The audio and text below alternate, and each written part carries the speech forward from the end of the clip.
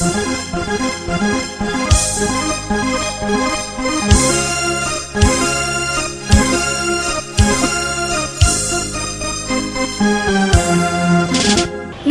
मैं हूँ सुमन मेहता और यही है ज़िंदगी के एक नए एपिसोड में आप सभी का स्वागत करती हूँ। आज यही है ज़िंदगी में मैं आप पहुँची हूँ कड़कड़डूमा मेट्रो स्टेशन के नीचे की तरफ। यहाँ पर काफ़ी लंबी संख्या में आप अगर देख सकते होंगे तो आपको काफ़ी रेडी वाले दिखेंगे। इन लोगों की ज़िंदगी किस तरीके से चलती है, क्या जो आमदनी है वो कितनी होती है, किस तरीके से पूरे घर का गुजारा चल पाता है और कैसी परेशानियां इनको अपनी रोज़मर्रा की ज़िंदगी में फेस करनी पड़ती है, यही जानने में इन लोगों के बीच पहुंच चुकी हूँ। चलिए चलते हैं और जानते हैं इन लोगों की ज़िंदगी के बारे में और साथ ही जानते हैं कि क्या खुश है ये अपनी ज़िंदगी से या फिर यही कहना है इनका कि यही है ज़िंदगी और जीना इसी का नाम है।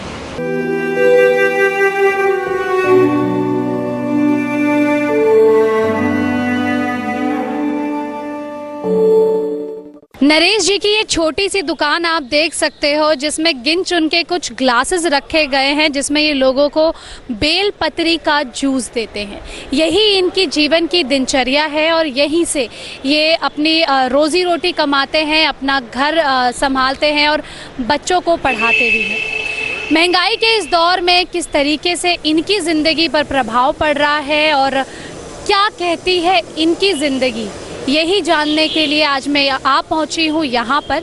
आप मुझे ये बताइए नरेश जी, आप सुबह कितने बजे आ जाते हैं? सुबह 9 बजे आते हैं जी। और जाते कितने बजे? 6 बजे जाते हैं। हो जाता है 200-300 रुपये कमा लेते हैं। घर में कौन कौन है आपके और कैसे चलता है घर? घर चल जाता है जी, 2 लड़के हैं, 1 बच्चे हैं बस। गर्मियाँ आ चुकी हैं, बेलपत्री लोग पीना पसंद करते हैं, तो गर्मियों के सीज़न में तो ठीक है, लेकिन जब सर्दियों का सीज़न आता है तब क्या करते हैं? दूसरा कोई काम हो गया वही कर लेता हूँ, रिक्शा चला लेता हूँ, रेडी पटरी पर चला लेता हूँ। महंगाई जैसे बढ़ गई है तो ऐसे में कैसे चीज़ों को किसी से लेन देन करना पड़ता है, पैसा उधार तो लेना ही पड़ता है। जब पैसे निकल जाने पे 1000-500 ले लिए, फिर कमा करके सही होने के बाद दे देते हैं।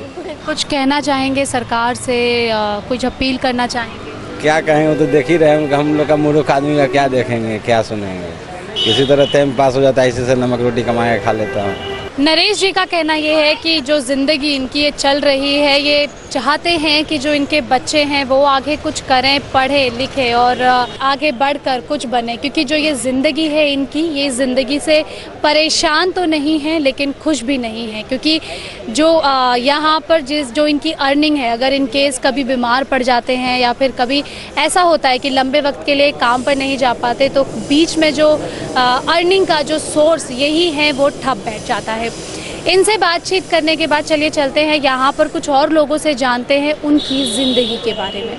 ये दुर्भाग्य है हमारे समाज का या फिर मजबूरी है मोहम्मद मासूम की, जो 12 साल की उम्र, जो एक ऐसी उम्र होती है, कच्ची उम्र, जिसमें उसे पढ़ना चाहिए, अपनी ज़िंदगी के, अपने बचपन के हर उस मौज को जीना चाहिए जिसका वो असल में हकदार है। लेकिन किस्मत का जो चक्र है वो इस तरीके से चला कि आज मोहम्मद मायूस किसी स्कूल में ना होकर अपने बच्चों के साथ, अपने स्कूल के बच्चों के साथ या फिर अपने दोस्तों के साथ दिन की दोपहरी में क्रिकेट ना खेलकर एक मेट्रो स्टेशन के नीचे पानी बेचता है। यही इसकी ज़िंदगी का रोज़मर्रा की इसकी ज़िंदगी इसी तरह से कटती है। चलिए इस वक्त मोहम्मद मायूस से ही जानते हैं उनकी ज़िंदगी के बारे में।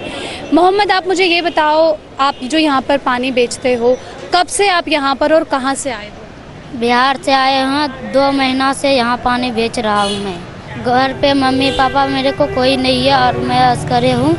भाई भी है, वो भी कहा है जाओ परदेश कमाने के लिए। पढ़ना भी अच्छा लगता है मगर पा नहीं रहे हो।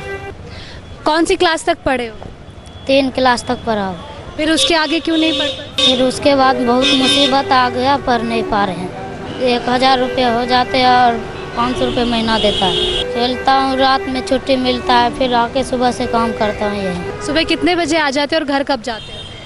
घर जाता हूँ 10 बजे रात में और सुबह 7 बजे आ जाता हूँ। अच्छा, पिक्चर देखते हो आप? हाँ, पिक्चर तो देखते हैं। कौन है आपका फेवरेट हीरो? हाँ, पसंदीदा हीरो कौन है? सलमान खान। मायूस अपनी ज़िंदगी में उतना ही मासूम है जितना मासूम हर एक बच्चे का बचपन होता है। सलमान खान इनके पसंदीदा हीरो हैं।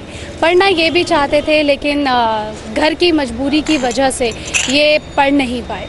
अगर पूरे महीने सुबह 7 बजे से लेकर रात 10 बजे तक काम करने के बावजूद इस बच्चे को 500 रुपये मिलते हैं तो ये सच में इंसानियत के नाम पर धब्बा है। ना तो इस वक्त इसके मजदूरी करने की उम्र है और ना ही इसकी ये उम्र है जिस उम्र में ये सारे घर गृहस्थी का भार अपने कंधों पर उठाए। ये वक्त है उसके अपने बचपन को जीने का, पढ़ने का और कुछ कर दिखाने का।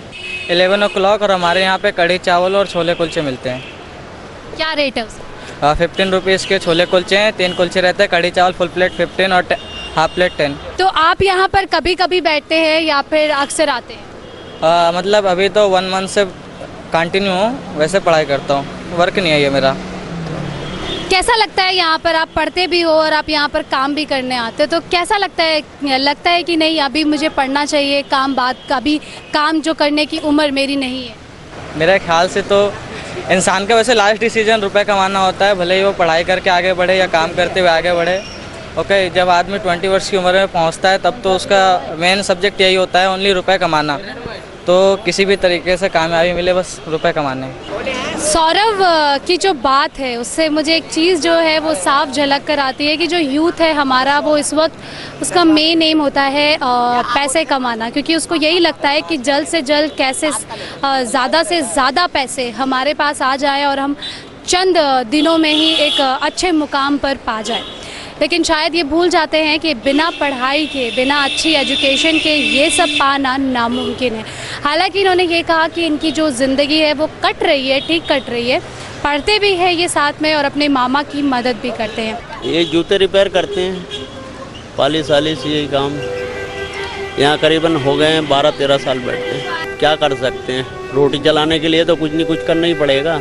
अकेला ही कमाने वाला हूँ, यही 100, 150, 200 यही है। मौसम में क्या मैडम, बारिश आएगी तो काम नहीं चलेगा, छुट्टी भी करना पड़ जाता है। अब खर्चा तो किसी तरीका चलाना ही पड़ता है। कैलाश जी का कहना यही है कि जिस ढर्रे में ये ज़िंदगी चल रही है उसी तरीके से चल रही है। जब कभी मौसम ख़राब होता है या फिर बरसात होती है तो क्या कर सकते हैं, मजबूरी के आगे उन्हें भी झुकना पड़ता है और उस दिन घर में कोई कमाई नहीं होती।